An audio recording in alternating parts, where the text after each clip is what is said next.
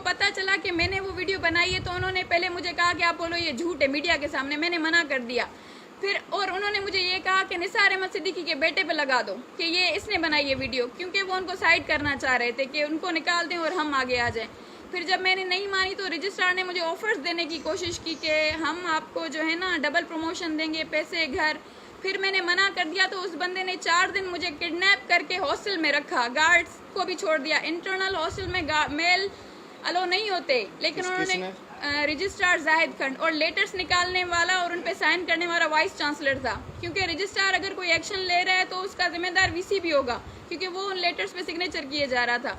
फिर उन्होंने 8 से 10 गार्ड्स विथ गन्स के साथ उन्होंने मेरे रूम के बाहर छोड़े और वो मुझे धमकाना शुरू हो गए। उन्होंने कहा कि अगर आपने इनकी बात नहीं मानी तो हम आपको बेहोश कर देंगे, आपको जहर दे देंगे। और फिर वहाँ पे जो वार्डन थी वो मुझे बार बार आके ये बोल रही थी, आप सुसाइड तो नहीं करेंगी ना, आप सुसाइड तो नहीं करेंगी ना, मतलब एक चीज़ मेरे माइंड में डाल रही थी।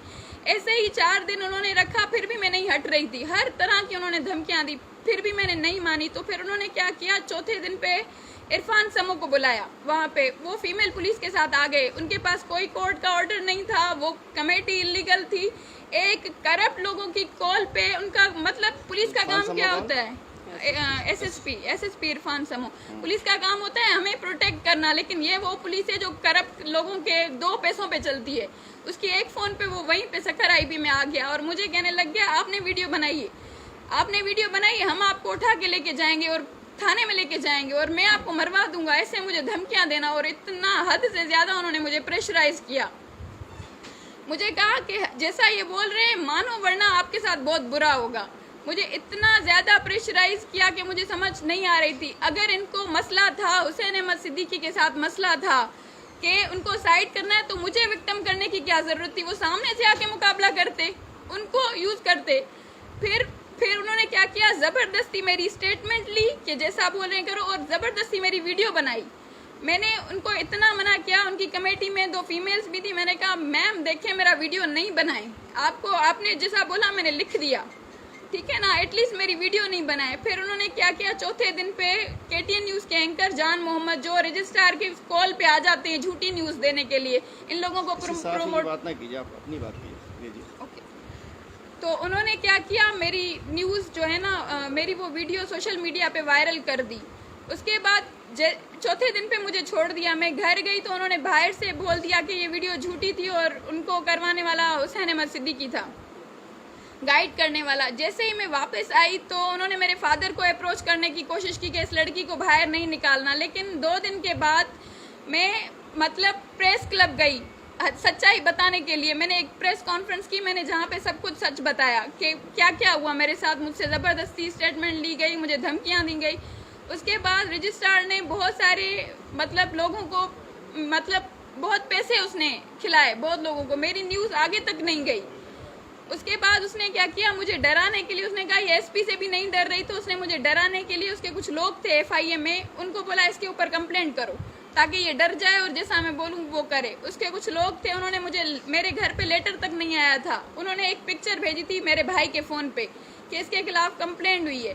जैसे ही मैं वहाँ पे गई एफआईए में तो इन्वेस्टिगेशन इंस्पेक्टर थे सोमरो, जो जायद खंड को बहुत अच्छे से जानते हैं और उसके कुछ रिलेटिव्स वहीं पे काम भी करते हैं। और दूसरे थे एडिशनल डायरेक्टर अमजद अब्बासी, जिनके खुद के कज़न का नाम है शादाब अब्बासी, जो आईपीए के कैटरिंग के सारे कॉन्ट्रैक्ट्स लेते हैं। तो मैं जैसे ही गई, किसी ने मुझे ये नहीं बोला if you are right we will help you, नहीं, वो सब यही बोल रहे थे कि आपने वीडियो बनाई है, आप जेल जाएंगे, आपके साथ आपकी एफआईआर कट होगी, आप मरेंगे, आप अपनी जान छुड़ाओ, किसी और पे लगा। मैंने कहा सर एक बात बताएं, ये मैंने इतना बड़ा एक्शन क्यों लिया था कि करप्शन को ख़त्म किया जाए ना, या मुझे साइड होना था तो मैं वैसे ही अपनी जॉब कर रही थी। फिर उन्होंने फिर से मतलब कंटिन्यूस मुझे 1.5 घंटा उन्होंने प्रेशराइज करने की कोशिश की। मैंने अपनी स्टेटमेंट दी और मैं चली गई। फिर उसके बाद क्या हुआ कि मुझे लगा कि ये फेयर नहीं है, ये लोग मिले हुए सारे। फिर मैंने डीजी को ईमेल की और एडिशनल डायरेक्टर्स को, बहुत लोगों को ईमेल की वहाँ पे। फिर मेरी इंक्वायरी दोबारा हुई। उसके बाद जो रिपोर्ट आई है तो वो रिपोर्ट भी नहीं दे रहे, क्योंकि वो उनके अगेंस्ट जा रही है, जो उन्होंने बोला था वैसा कुछ भी नहीं है। اس کے بعد اب یہ دھمکیاں دے رہے ہیں کہ آپ کو مروا دیں گے.